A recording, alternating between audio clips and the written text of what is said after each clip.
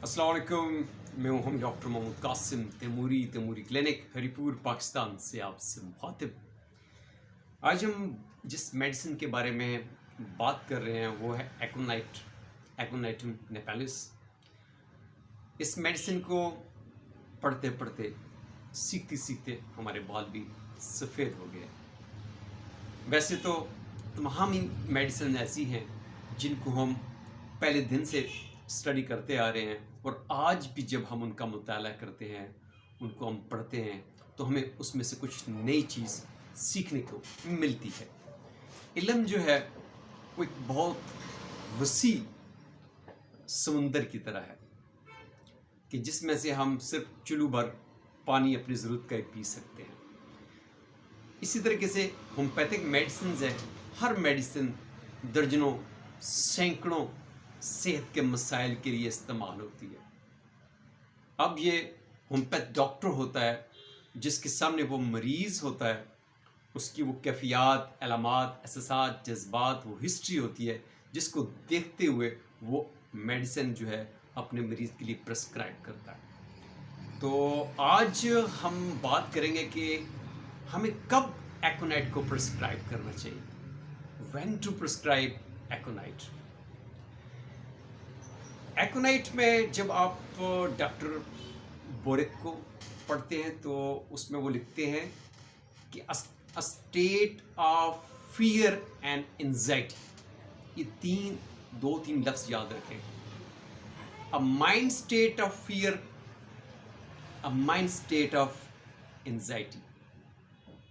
इसमें थोड़ा सा और वजन डालें तो extreme fear, extreme anxiety, health anxiety.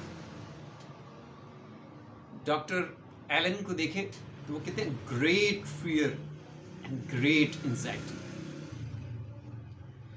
तो ये कैफियत है, जैसे डॉक्टर एलन कहते हैं great fear and great anxiety of mind. तो हमारी होम्योपैथिक मेडिसिन जो होती हैं इसमें माइंड की जो कैफियत होती हैं वो रीढ़ की हड्डी का किरदार अदा करती हैं आपकी सिलेक्शन में।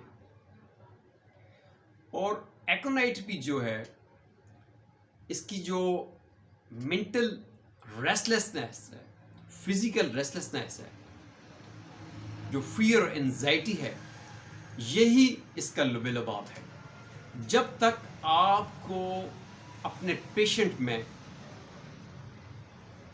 इस लेवल की, एक्सट्रीम लेवल की, a great anxiety, a great fear, ये आपको न मिले तब तक आपने एकोनाइट के बारे में सोचना ही नहीं।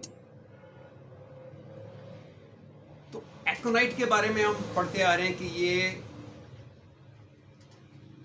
खुश्क ठंडी हवाओं की वजह से अगर वो उससे आपका एक्सपोजर हो जाए तो उससे आपकी जो तकलीफ़ होती है उसमें एकोनाइट बड़ा अच्छा काम करती है। इसमें आपको खांसी लग गई, नज़ला ज़ुकाम हो गया, आपकी अचानक तबीयत ख़राब हुई, कुछ भी आपको हो गया और उसकी काज वो ठंडी खुश्क हवा है, अचानक आपका एक्सपोजर उसमें हुआ तो उसके बाद जो भी तकलीफ़ आपको लाक हुई और उसमें जब आपको एक्सट्रीम लेवल की एंजाइटी, खौफ, फियर पैदा हुआ तो वहाँ पे हम एकोनाइट का इस्तेमाल करेंगे। तो एकोनाइट को इस्तेमाल करने के लिए ये याद रखें, जब तक आपके पेशेंट की माइंड स्टेट जो है उसमें एक्सट्रीम लेवल का फियर, एक्सट्रीम लेवल की एंजाइटी नहीं है, तब तक आपने इसके बारे में सोचना ही नहीं है। दूसरा, इसकी जो इलामात होती हैं वो ओपन एयर में तो जाके ठीक हो जाती हैं, लेकिन गर्म कमरे में जब आप पेशेंट को लेके आएंगे, गर्म इन्वायरमेंट में लेके आएंगे तो उसकी इलामात एग्रीवेट करना शुरू कर देती है, एग्रीवेशन स्टार्ट हो जाती है। तो इसकी जो एग्रीवेशन है आपने ये लाजमी याद रखनी है। शाम के वक्त, रात के वक्त इसकी जो इलामात जो है वो एग्रीवेट करती हैं, ओपन एयर में ये ठीक होता है। इसके जो बुखार होता है, बुखार में आप देखेंगे कि चेहरा मरीज़ का जो है बिल्कुल ठंडा है, मरीज़ का चेहरा आइसी कोल्ड होता है। ٹھیک ہے نا. تو مزید مریض کو ٹھنڈے پسینے آ سکتے ہیں، مریض کو جو ہے چہرہ بالکل ٹھنڈا ہوگا، اور مریض کا دل کرے گا کہ وہ اپنے کپڑے اتار دے اس بخار میں. اور اسی بے چینی میں جو سب سے بڑی ایک ہماری سمٹم ہوتی ہے جس پہ ہم ایکونائٹ کو پرسکرائب کرتے ہیں، وہ ہے فیئر آف ڈیتھ. کہ مریض پریڈکٹ کرتا ہے، اس کی پروڈکشن ہوتی ہے کہ میں مر جاؤں گا، میں مرنے لگا ہوں. اور اس فیئر اور گریٹ فیئر اور انزائٹی میں وہ اپنے عزیز اقربا کو، اگر وہ اس کی ماما اس سے دور ہے، بابا اس سے دور ہے، تو وہ بولے گا ماما کو بلاؤ، بابا کو بلاؤ، میرے بھائی کو بلاؤ، بس میں اب جو ہے مرنے لگا ہوں، میں مر جاؤں گا. تو اس کو اس لیول کی انزائٹی ہوتی ہے. اس میں اس کے بعد اگر آپ دیکھیں تو مریض جو ہوتا ہے اسی خوف کی وجہ سے باہر نہیں جائے گا، کسی کراؤڈ میں نہیں جائے گا، اسے باہر جانے میں ڈر لگتا ہے. بے چینی، آپ نے جو بے چینی کی بات کریں، ریسٹلیسنس کی بات کریں، تو اس کی بے چینی، ریسٹلیسنس جو ہے وہ ارسینک کے قریب تر ہوتی ہے. اور ارسینک میں جو ہوتا ہے وہ پیشنٹ جو ہوتا ہے وہ ایک جگہ ٹک کے نہیں بیٹھتا، کبھی یہاں بیٹھے گا، کبھی وہاں بیٹھے گا، کبھی وہاں بیٹھے گا.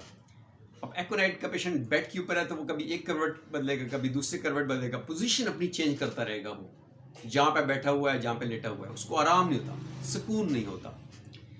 دوسری اس کی جو ایگریویشن آتی ہے ایکونائٹ کی، اس کا دل نہیں کرتا اس خوف اور وحشت میں کہ کوئی اسے کو ٹچ کرے. یا آپ سمٹم ایکونائٹ کی جو ہے آرنیکا میں بھی دیکھتے ہیں، وہ درد کی وجہ سے، دکھن کی وجہ سے اس کو جو ہے وہ لگتا ہے کہ کوئی اس کو چھوئے گا تو اس کی تکلیف زیادہ ہو جائے گی. اس درد اور دکھن کی وجہ سے وہ کہتا ہے کہ مجھے کوئی بھی چھوئے نہ. ٹھیک ہے. تو اسی طریقے سے ایکونائٹ کا پیشنٹ بھی اپنے آپ کو جو ہے وہ چھونے نہیں دیتا اس ڈر اور وحشت اور خوف کی کیفیت میں. اس کے بعد اس میں جو اور اس کی جو سمٹم آتی ہیں، میں کہہ سکتا ہوں کہ آپ اس دیکھیں اس کی جو سمٹم جو ہے کب آتی ہیں، جب شدید غصہ ہو، شدید ڈر ہو، اور شدید قسم کی سردی، ٹھنڈی سردی جو ہے اس میں یہ کیفیت جو ہے اس کی ایکونائٹ کی وجوہات جو ہے کیفیت کی وجوہات بن سکتی ہیں. کہ شدید ٹھنڈی ہوا، ٹھنڈ سے مریض بیمار ہو گیا، اس کو غصہ آیا بہت زیادہ، غصے کو روکا تو بخار ہو گیا، غصے کی وجہ سے بخار ہو گیا، ڈر کی وجہ سے اس وحشت اس نے اوپر طاری ہو گئی اور وہ بیمار ہو گیا، تب بھی آپ ایکونائٹ پرسکرائب کریں گے. اور میں ایک بک پڑھ رہا تھا تو اس میں ڈاکٹر کینٹ لکھتے ہیں کہ چھوٹے بچے جو نیو بارن بیبیز ہوتے ہیں، ان کا اگر پیشاب رک جائے تو وہاں پہ بھی آپ ایکونائٹ کا استعمال کر سکتے ہیں. ایکونائٹ کے درد جو ہوتے ہیں انبیریبل ہوتے ہیں، جیسے کیمومیلا کے پیشنٹ کے درد جو ہوتے ہیں انبیریبل ہوتے ہیں، لیکن کیمومیلا کا پیشنٹ جس کے درد ہوتا ہے تو وہ چیختا چلاتا بہت زیادہ ہے. ٹھیک ہے، اس کا شور شرابہ بہت زیادہ ہوتا ہے. جبکہ ایکونائٹ کا جو ہوتا ہے اس کا پین ہوتا ہے، لیکن اس کا شور شرابہ اس لیول کی نہیں ہوتا جتنا کہ کیمومیلا کا پیشنٹ جو ہے وہ اس انبیریبل پین کی وجہ سے شور شرابہ کرتا ہے. تو پین کے لیے، بخار کے لیے بھی، بلکہ آپ بخار میں آپ دیکھیں تو بخار میں ہماری ٹاپ لیول کی میڈیسن میں ایکونائٹ سب سے پہلے آتی ہے. ایکونائٹ ہے، یہ اینٹی انفلیمیٹری میڈیسنز ہیں. ایکونائٹ، بیلاڈونا، فیرمفاس، سواڈیلا، بیپٹیشیا، جیلسیمیم اور دیگر میڈیسن.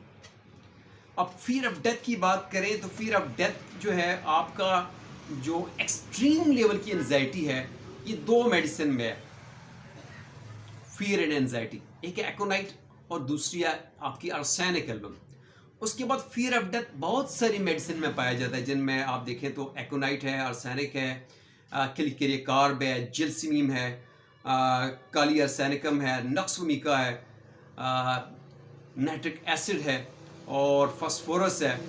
ٹھیک ہے.